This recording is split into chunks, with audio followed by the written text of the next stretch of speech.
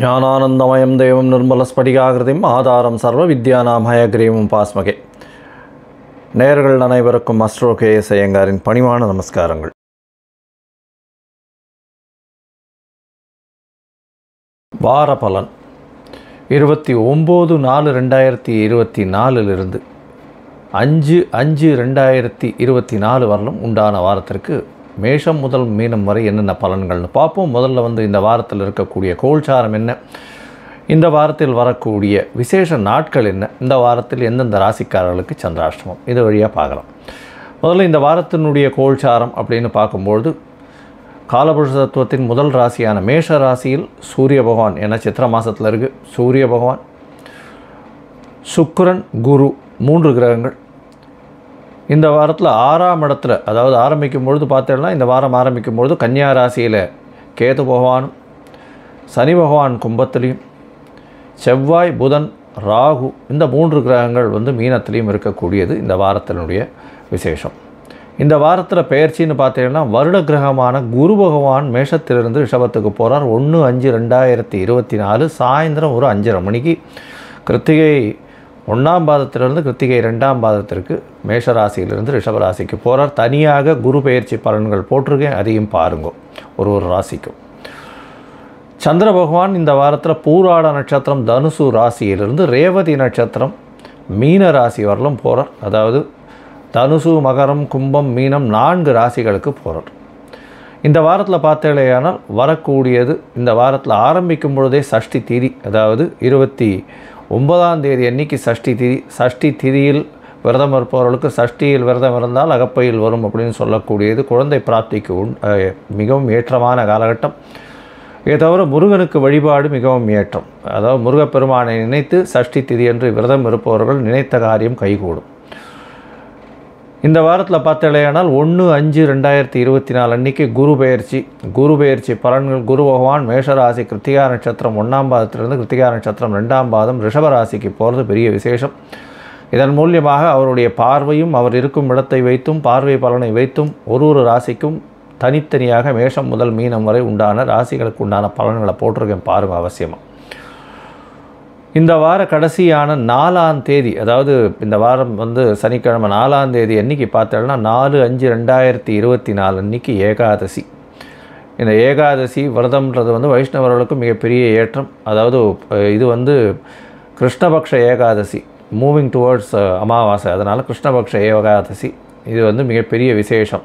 பாப விமோசன ஏகாதசின்னு பேர். இந்த விரதம் இருப்பவர்கள் எந்த விதமான பாவங்களாக இருந்தாலும், தவறு எந்த ஒருத்தருக்கு பண்ணியிருந்தாலும் அதை போக்கக்கூடிய பாப விமோசனி அப்படின்னு சொல்லக்கூடிய ஏகாதசி.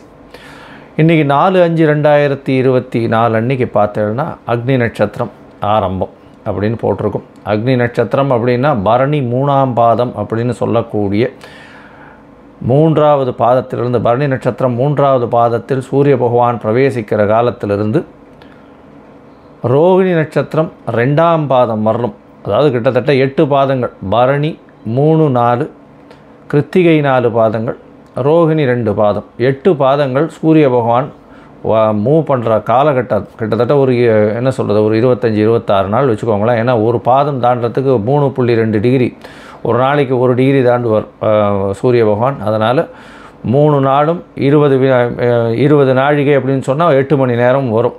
அதனால் 8 பாதங்கள் தாண்டணும் அப்படின்னா கிட்டத்தட்ட அவர் 25-26 நாள் ஆகும். ஸோ 4ஆம் தேதியிலிருந்து 29ஆம் தேதி வரலும் கிட்டத்தட்ட அக்னி நட்சத்திர காலம் அப்படின்னு சொல்லக்கூடியது. அது 4/5/2024 29/5/2024 வரலும் உண்டான காலத்தை அக்னி நட்சத்திர காலம்னு சொல்லக்கூடியது. இந்த காலகட்டத்தில் பொதுவாகவே சுபகாரியங்கள் பண்ணுறது இல்லை. அதாவது இப்போ வீட்டில் சுபகாரியங்கள்னு சொல்லக்கூடிய திருமணம், காது குத்தல், இந்த மாதிரியான சீமந்தம், இந்த மாதிரியான விஷயங்கள்லாம் பண்ணுறதில்லை. இது ரொம்பவும் முக்கியமான விஷயம்.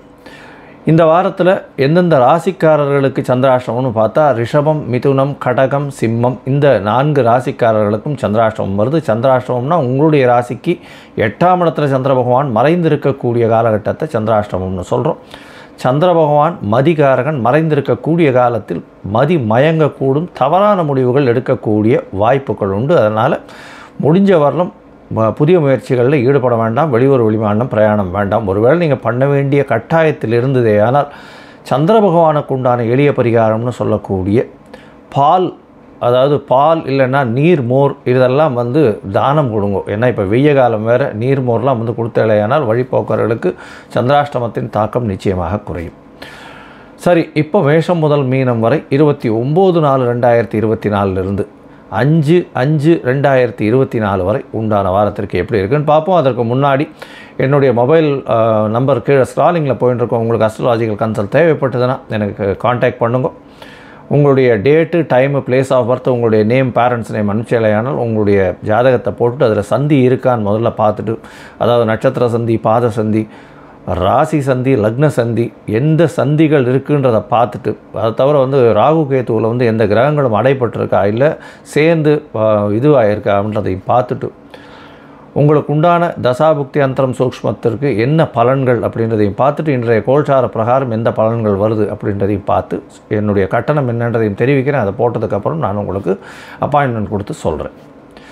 இப்போது மேஷம் முதல் மீனம் வரை 29/4/2024 5/5/2024 வரை உண்டான பலன்களை பார்க்கலாம்.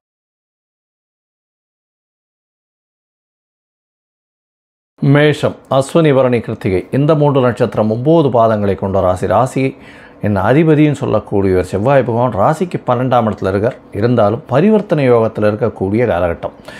உங்களுடைய ராசியிலேயே பார்த்தீங்கன்னா 3 கிரகங்கள் இந்த வாரம் ஆரம்பிக்கும் பொழுதே இருக்குது. அதனால் பெரிய ஏற்றம், உடல் நலத்தில் நல்ல ஏற்றம் இருக்கும். உங்களுடைய ராசிக்கு 9ஆம் அதிபதினு சொல்லக்கூடியவரும் 12ஆம் அதிபதினு சொல்லக்கூடியவரும் குரு பகவான் பரிவர்த்தனை யோகத்தில் இருக்கிறது பெரிய விசேஷம். இதன் மூலியமாக ஆட்சி பெற்ற 12ஆம் அதிபதி உங்களுடைய ராசியில் ஆட்சி பெற்று போகிறதும், ராசியின் அதிபதி 12ஆம் இடத்தில் இருக்கிறதும் நல்ல ஒரு ஏற்றத்தை கொடுக்கக்கூடிய காலகட்டமாக இருக்குது. தொழிலில் பெரிய ஏற்றம் இருக்கும். ஏன்னா 1, 5, 9 வந்து குரு பகவானை பார்க்குற, அதை தவிர சுக்கிரனும் இருக்கிறதுனால அதீத சுபத்துவம் அடையக்கூடிய காலகட்டம். 5ஆம் அதிபதியும் உங்களுடைய ராசியில் உச்சம் பெற்று போயிருக்கக்கூடிய காலகட்டமாக இருக்குது. இந்த வாரம் பார்த்தீங்கன்னா பெரிய ஏற்றம் கிடைக்கக்கூடிய காலகட்டம்.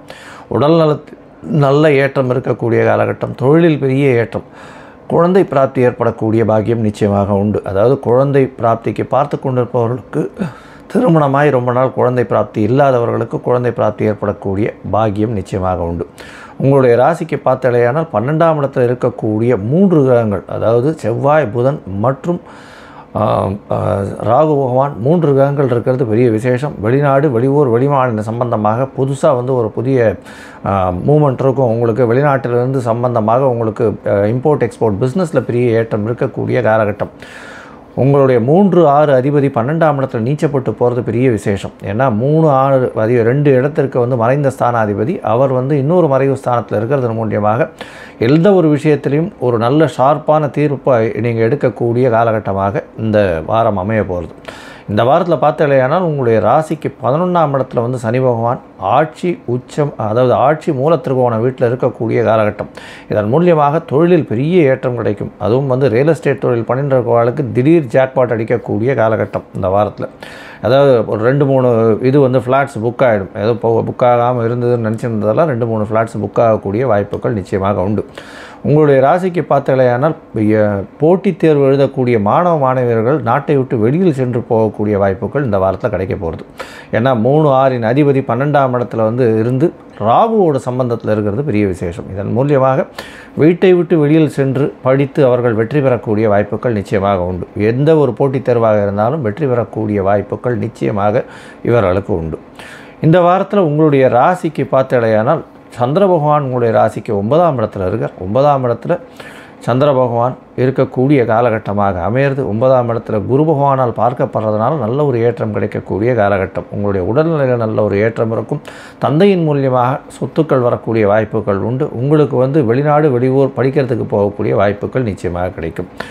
30ஆம் தேதி வரலும் 30/4/2024 கார்த்தால ஒரு 8:30 மணி வரலும் இருக்கக்கூடிய சந்திர பகவான் உங்களுடைய ராசிக்கு 10ஆம் இடத்துல போகிறார். 10ஆம் இடத்துல ஒரு 4ஆம் அதிபதி இன்னொரு கேந்திரமான 10ஆம் இடத்துல போகிறது பெரிய ஏற்றம். இதன் மூலியமாக உங்களுக்கு தொழில் மூலியமாக பெரிய ஏற்றம் கிடைக்கும்.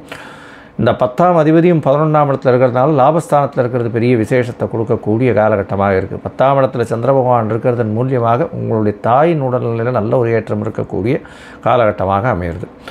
உங்களுடைய ராசிக்கு 11ஆம் இடத்துல சந்திர பகவான் போகிறார். அது வந்து 2ஆம் தேதி ஒரு 2:30 மணி, அதாவது ஒரு 11:30 மணிக்கு மேலே, 2ஆம் தேதி 11:30 மணிக்கு மேலே பார்த்தேனால் சந்திர பகவான் உங்களுடைய ராசிக்கு 11ஆம் இடத்துல போகிறது விசேஷம். இதன் மூலியமாக பார்த்தேன்னா சந்திர பகவான் 11ஆம் இடத்துக்கு போகிறதன் மூலியமாகும் உங்களுடைய ராசியில் பார்த்தீங்கன்னா புணர்ப்பு யோகம் அப்படின்னு அமையிறது. ஏன்னா சந்திர பகவான் மிகவும் வேகமாக செல்லக்கூடிய கிரகம், சனி பகவான் மிகவும் மெதுவாக செல்லக்கூடிய கிரகம். இதன் மூலியமாக மூத்த சகோதரர்களோட சிறு பிணக்கு ஏற்படக்கூடிய வாய்ப்புகள் நிச்சயமாக உண்டு. உங்களுடைய ராசிக்கு 4ஆம், அதாவது 12ஆம் இடத்துக்கு வந்து சந்திர பகவான் போகிறார். இது வந்து 4ஆம் தேதியிலிருந்து 6ஆம் தேதி, 4ஆம் தேதி அதாவது மதியம் ஒரு 2:30 மணியிலிருந்து 6ஆம் தேதி இரவு ஒரு 7-7:30 மணி வரலும் பார்த்தாலே, ஒரு 5 மணி 6 மணி வரலும் வந்து அங்கே இருக்கார். இந்த காலகட்டத்தில் பார்த்தோன்னா 12ஆம் இடத்துல மறைந்து இருந்தாலும், அதாவது இப்போ 4ஆம் அதிபதி மறைந்திருந்தாலும் செவ்வாயோட சம்பந்தம், சந்திர மங்கள யோகம் அமையிறது. அதை தவிர வந்து புத பகவானோட சேர்ந்து இருக்கக்கூடிய காலகட்டம், 4 கிரகங்கள் இருக்கக்கூடிய காலகட்டம், நல்ல ஒரு ஏற்றம் கிடைக்கக்கூடும். கணவன் மனைவியிடையே நல்ல ஒரு ஒற்றுமை இருக்கக்கூடிய காலகட்டமாக இருக்கும். எதிர்பாலினத்தவர் மூலியமாக நல்ல ஒரு ஏற்றம். இந்த வாரம் இதை தவிர பெரிய விசேஷம் என்னென்னா 1/5/2024 குரு பெயர்ச்சி வேறு ஆறுது. அது வந்து 2ஆம் இடத்துல குரு பகவான் போகிறது பெரிய விசேஷம். தனகாரகன் தனஸ்தானத்தில் போய் இருக்கிறதும், தனஸ்தான அதிபதினு சொல்லக்கூடிய சுக்கிர பகவான் உங்களுடைய ராசியிலேயே இருக்கிறதும் பெரிய ஏற்றம். நீங்கள் நினைத்த காரியங்கள் நினைத்த இடத்திலிருந்து வெற்றியறை குவிக்கக்கூடிய காலகட்டமாக இருக்கும். எந்த ஒரு விஷயத்திலும் பணம் வரக்கூடிய வாய்ப்புகள், எல்லா இடத்திலையும் சுபத்துவம் அடையக்கூடிய வாய்ப்புகள் நிச்சயமாக உண்டு. குடும்பத்தில் நல்ல ஒரு ஏற்றம் இருக்கும். கணவன் மனைவிக்குள்ள நல்ல ஒரு அந்யோன்யம் இருக்கும். எதிர்பாலினத்தவர் மூலியமாக நல்ல ஒரு வெற்றி செய்தி வரும். நண்பர்கள் மூலியமாக நல்ல ஒரு ஆரோக்கியமான விஷயங்கள் நடக்கும். பொதுவாக இந்த வாரம் உங்களுக்கு ஒரு பெரிய ஏற்றமான வாரமாக அமையப்போகிறது. நீங்கள் அருகில் இருக்கக்கூடிய முருகன் கோவிலுக்கு போயிட்டு வாங்க. குரு பகவானுக்கு போய் ஒரு உங்களால் முடிஞ்சது ஒரு மஞ்ச வஸ்திரம் கொடுத்து, இது வியாழக்கிழமை அன்றைக்கி போயிட்டு வாங்க. 1ஆம் தேதி அன்றைக்கி அவசியமாக போய் குரு பயிற்சியில் கலந்துட்டு ஒரு மஞ்ச வஸ்திரம் இல்லைன்னா ஒரு 1/2 பாட்டில் நெய் உங்களால் முடிஞ்சதை கொடுத்துட்டு வாங்க. நல்ல ஒரு ஏற்றம் வரக்கூடிய வாரமாக இந்த வாரம் அமைய போகிறது. லோகா சமஸ்தா சுகினோ பவந்து. நன்றி, நமஸ்காரம். Astro KS Iyengar YouTube channel பார்த்தமைக்கு நன்றிகள். மேலும் இது போன்ற ஆன்மீக ஜோதிஷ தகவல்கள் உங்களை வந்து அடைய astro KS Iyengar YouTube channel subscribe செய்யவும், பெல் ஐக்கானை மறக்காமல் அழுத்தவும். நன்றி, வணக்கம்.